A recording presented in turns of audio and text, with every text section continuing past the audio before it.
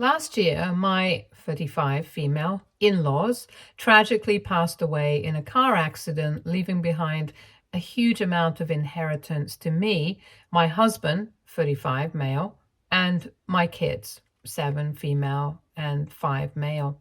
My father-in-law had his own business, and my mother-in-law was a lawyer throughout their lives. They always saved up every penny they could. My husband and I earn enough to live a very comfortable life, so we plan to spend the money on our kids' education and future. But when my parents got to know about the inheritance, they made other plans. My parents got to know about the inheritance at my in-laws' funeral, and they approached me right after all the guests left and demanded I share the inheritance and split it in half with my sister, Maya, 37 female. According to them, she deserved a break after her terrible divorce, but she could not pay for it herself because she did not have a job. So as her sister, I should pay for her vacation. Growing up, Maya was always the golden child, and she was always a straight A student, always participating and winning every competition, and she had like a million friends. I, on the other hand, barely ever participated in anything. I always kept to myself, but I was also a straight A student. Even though I never really cared about any of this, one thing that made me a little sad was the fact that our parents always preferred her over me. Before Maya, my mother had 3 miscarriages, and she was told by the doctors that she might not be able to carry her own kids. But eventually, she got pregnant again, and she gave birth to Maya. She became the miracle baby who finally made them parents, and by the time I came along, they did not care that much anymore. They already had their perfect daughter. I spent a lot of my childhood comparing myself to her and trying to be like her. I thought maybe my parents would like me better if I was more like her, but they never did. Whenever I scored the highest in class, they would just say something like, "Oh, good job." But whenever Maya even received a participation certificate, they would frame it and keep it on display around the house. Eventually, I just realized I would never be good enough for them, so I kind of accepted it and moved on. And I started focusing more on myself. Maya graduated from school and she did amazing. She was the valedictorian and everyone was very happy for her. And obviously she got into an amazing Ivy League college, graduated from there and started a business with her boyfriend using our parents' money. The moment she started making some money, she moved in with her boyfriend and completely cut off our parents. We did not know where she lived or worked. We did not have any contact with her, and we did not even know who her boyfriend was. This completely broke my parents' hearts. Both were in complete shock. They never thought their golden miracle child would ever just abandon them and leave. They were in complete denial for the longest time.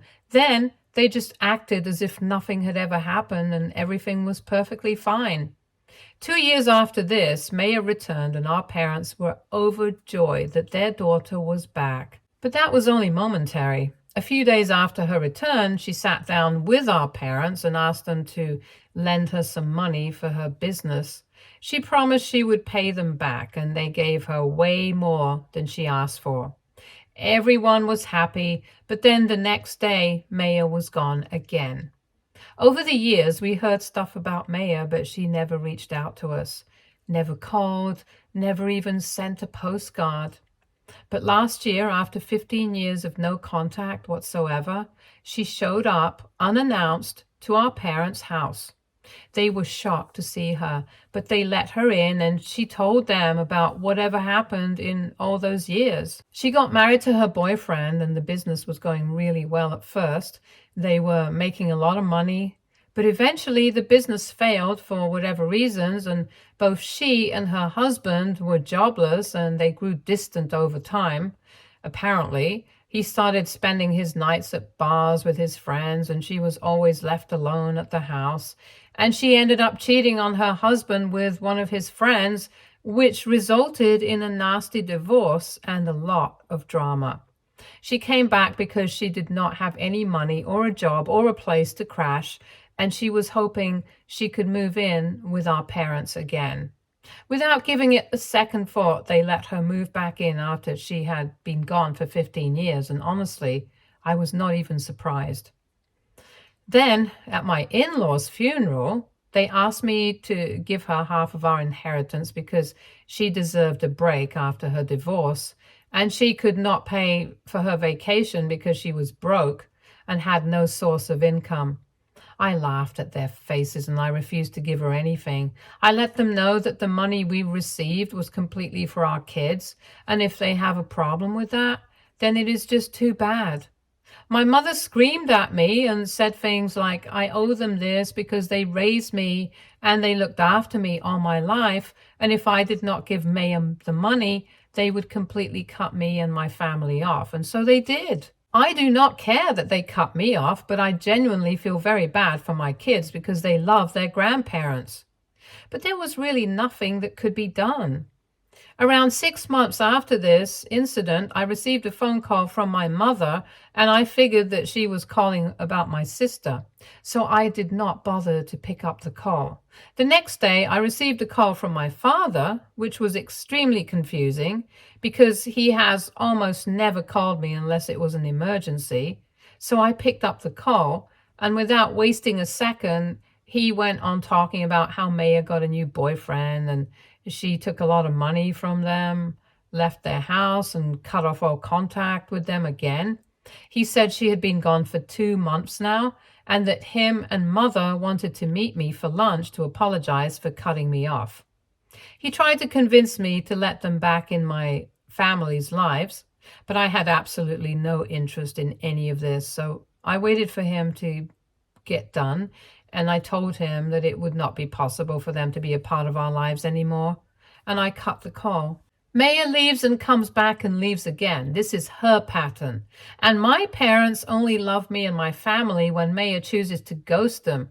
This is their pattern. I am always the support system, always the only one picking up their pieces after their favorite daughter breaks their hearts and steals their money. But I just cannot do that anymore. I am done. But I feel like at some point I am also abandoning them, and I feel terrible about that. I don't know if not letting them back into my life is the best thing to do, but at the same time, I feel like this is the only thing I can do to preserve my peace. This is very conflicting. AITA for not letting my parents back into my life. Update 1. Hey, it's been a month since my father reached out to me, trying to convince me to let them back in our lives. And even though I was clear to my parents about not wanting them back in my life, they have been desperately trying to get in touch with me. But I have been ignoring their calls and messages. So now they have been calling my husband almost every day, trying to make him understand that they're genuinely sorry about cutting us off. He doesn't support them at all, but he feels a little bad for them, so he hears them out whenever he can. He knows about everything that has ever happened, and I spoke to him about what I decided.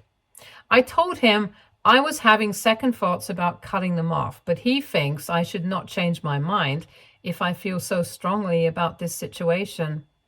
My parents mentioned that they apparently miss me because I was the only daughter who truly cared about them and looked after them, and that they are sorry about neglecting me as a child, and they want to make up for it.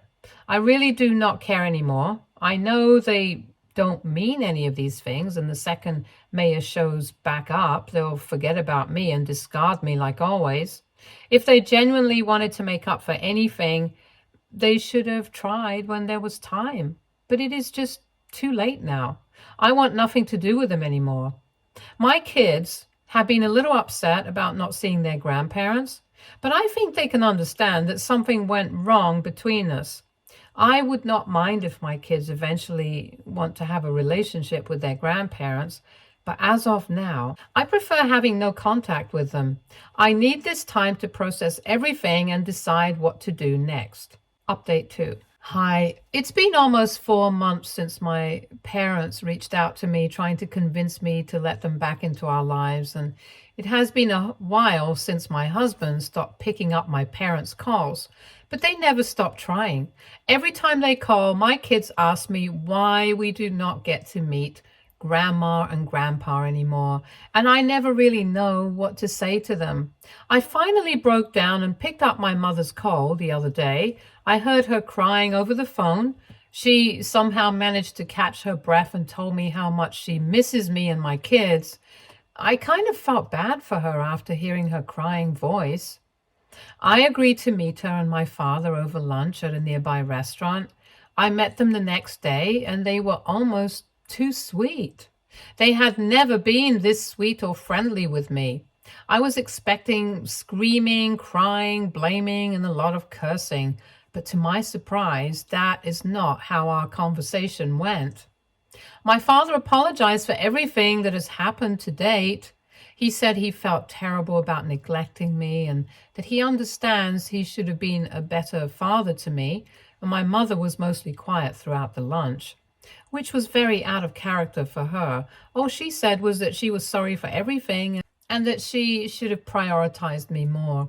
The rest of the lunch was a little awkward with my parents trying to be extremely sweet and nice to me, but every bit of it felt fake.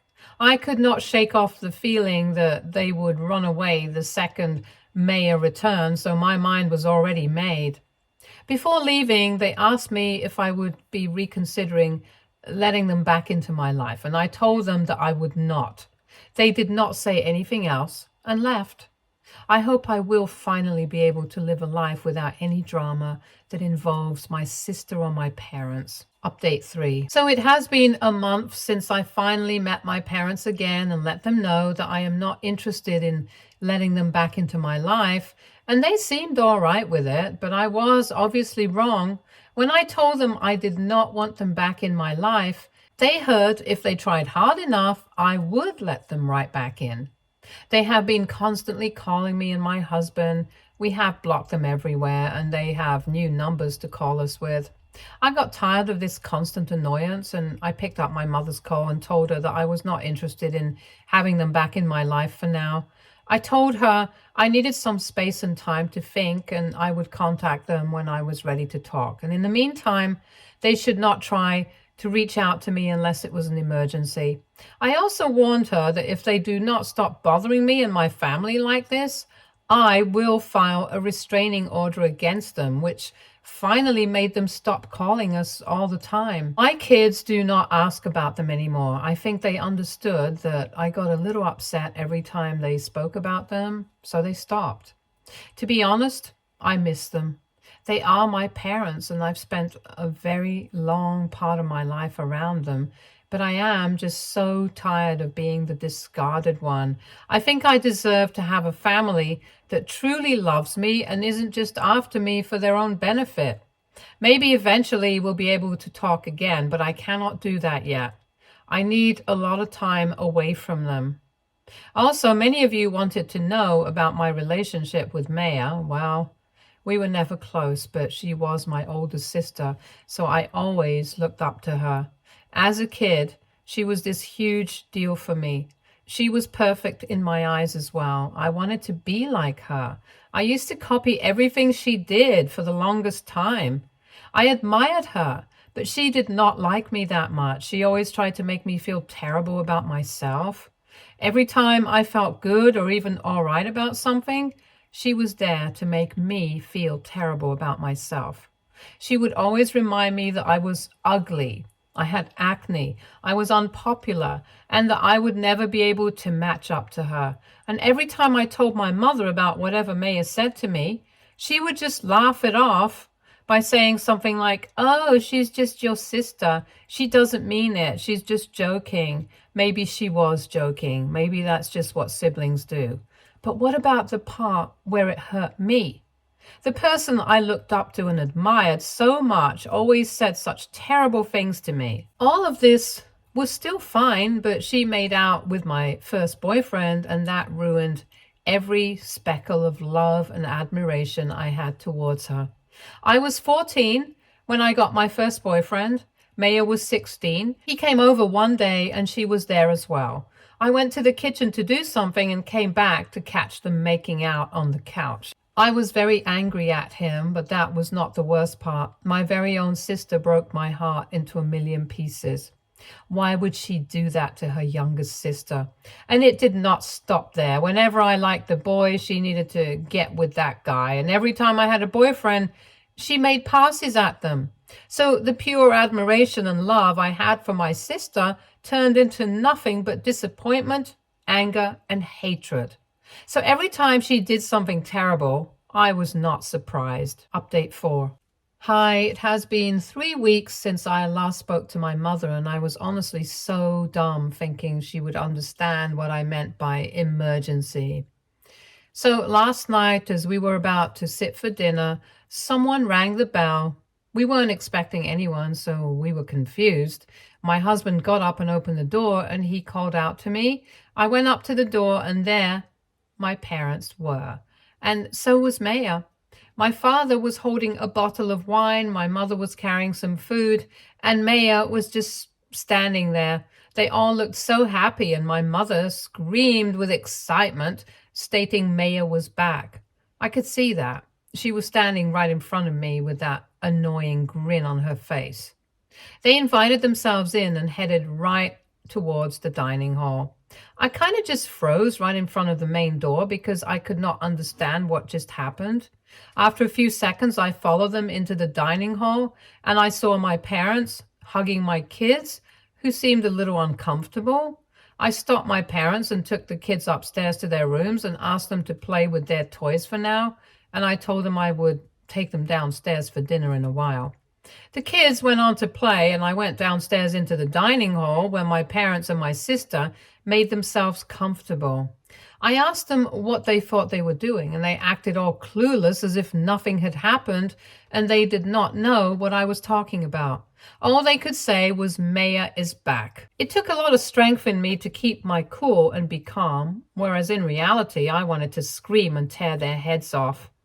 They were so happy about their beloved daughter Maya being back that they completely chose to ignore the fact that she had stolen from them and abandoned them 3 times and is quite literally a flight risk. If she saw a guy walking on the road and she thought he was cute, she would not think twice before stealing from them and running away again.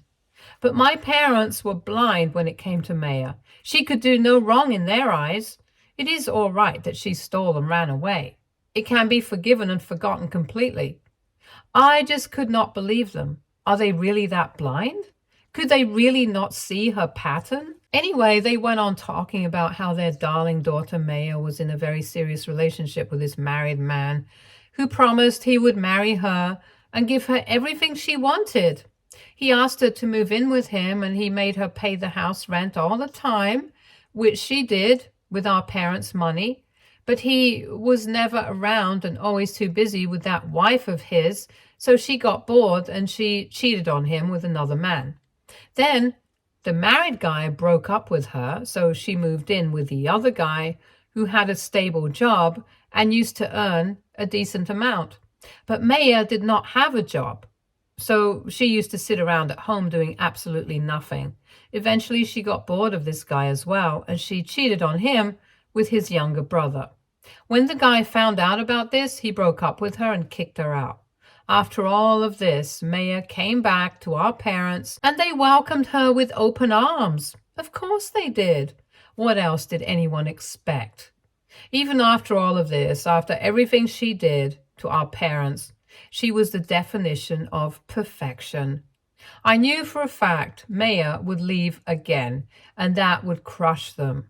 But the only difference would be that I would not be there to help them out anymore. This incident made it very clear that this loop is never ending. There's no way out of it. The only thing I can do is keep myself and my family out of this. I did not even try to be nice to them anymore. I just asked them what they were expecting from me, and they looked very confused, as if nothing had happened. And I was just so done with all of it at this point. I just asked them to get out of my house. I did not care if it was humiliating for them or about anything. It was too late.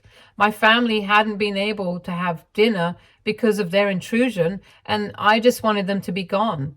I was so tired that I even promised them I would meet them at their house for lunch whenever they wanted me to. I just needed them to leave my house at that very moment.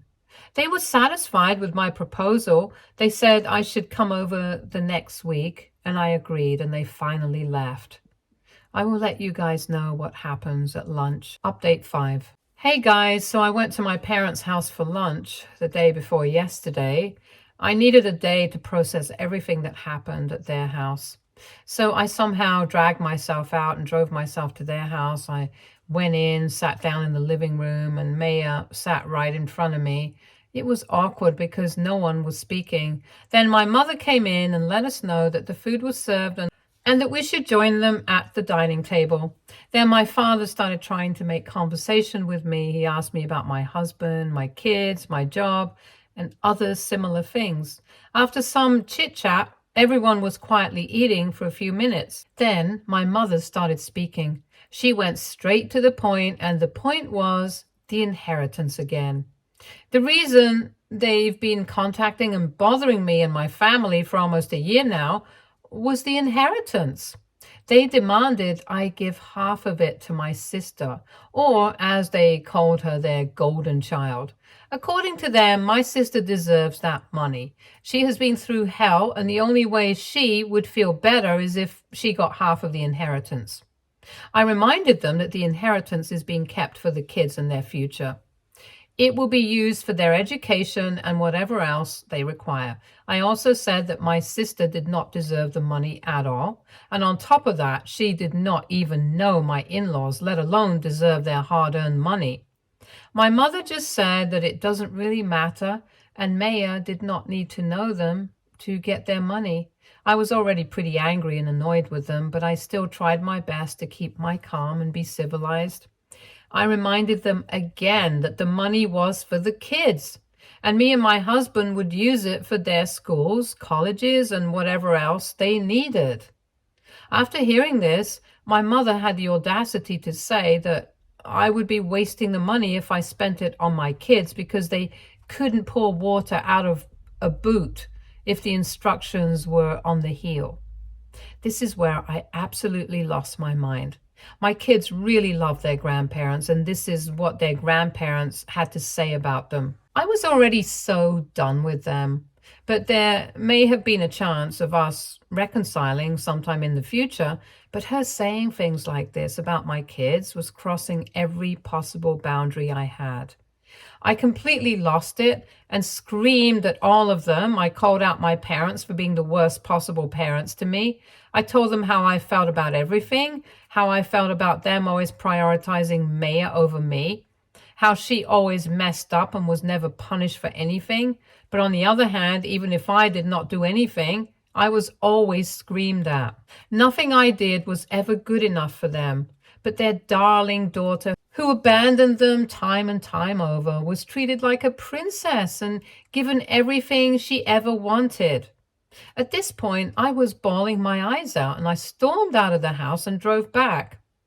I blocked them from everywhere, and they have not tried to reach out to me in any way, and I am really hoping it stays like that. I am extremely tired of this, and if they try to reach out to me again, I do not really know what I will do. Update 6. Hi again. It's been a couple of weeks. I had some time to cool off and think about whatever happened, and as much as I had hoped that my parents would stay away, they did not. They showed up at my house again last week. Just the parents, no Maya in sight. This time they were not as cheery and excited as they were the last time. They looked sad, and I figured out what happened. Maya left, so the backup daughter was now needed. Unfortunately, the backup daughter was not available this time around. I did not let them into my house. I went out on the front porch and closed the door behind me so that they could not enter. I did not want them anywhere near my kids. I asked them what they wanted, and my mother started crying and telling me how their favorite daughter, who could do no wrong, left again. I think she expected me to be surprised, and she did not like it when I laughed at her. I mean, what did they expect? They thought Maya would stay. That was probably the funniest, most unrealistic thing I have ever heard. My mother could not tolerate my behavior and started screaming. She forgot that she was not inside the house and she said all sorts of things. She blamed me for Maya running away. I asked her what she meant, and she said if I had just shared the inheritance in half and let her have her much needed break, she would still be here living with them, and they would be the happy family they always wanted to be. This made me laugh even more. I asked her what she thought Maya would have done with so much money. Did she think her favorite daughter would have used that money to make their lives easier in any way? Because anyone who has even heard of her would be able to guess that she would have taken that money and she would have never returned or even looked back. While my mother was screaming and crying and blaming me for everything, my father was just standing there with a sad face. Throughout this whole thing, he did not utter a single word. He kept staring at the ground. After my mother was done rambling on about everything, he spoke up.